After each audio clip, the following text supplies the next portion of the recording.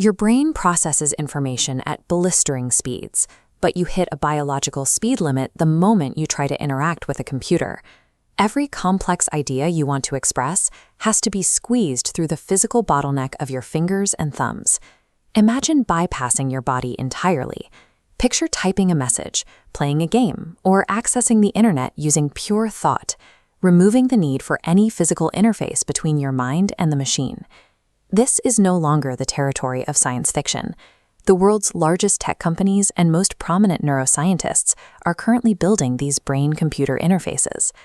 As we bridge the gap between our neurons and our hardware, we're forced to decide if this technology represents the next step in our development or a transition into a level of control that we aren't yet prepared to handle. To understand how a chip can read a mind, we have to look at the mechanical nature of a thought. Every intention or action you conceive is simply a specific pattern of biological electrical signals firing inside your brain. A brain chip acts as a translator. Its primary job is to bridge the gap between that biological electricity and the digital data a computer can understand. The chip intercepts those electrical sparks, translating them into digital code, and transmits that command directly to a machine. If you think about moving a cursor to the right, the chip recognizes that unique signature and executes the movement without you lifting a finger. When we break it down this way, mind control isn't magic. It's a logical engineering process of converting one-way biological signals into digital actions.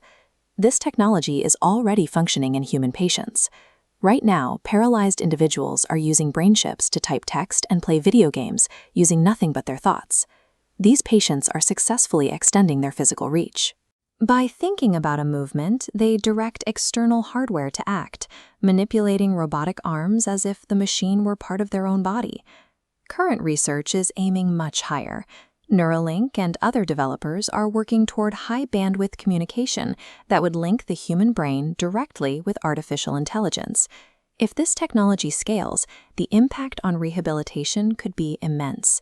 It could easily allow those who have lost the ability to speak to communicate at the speed of natural thought, or give someone with a spinal cord injury total control over their environment.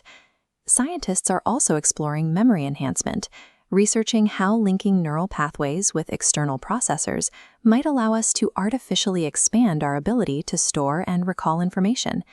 Mastering this translation removes the barrier between our thoughts and our tools. It allows us to operate at a speed and scale that biology alone could never sustain. However, every example we've discussed so far has a critical limitation. They all rely on a one-way flow of data moving out of the brain. The risks change when that connection becomes a two-way street.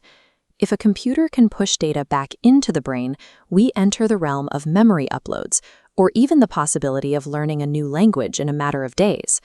This reversal creates an unprecedented threat to privacy.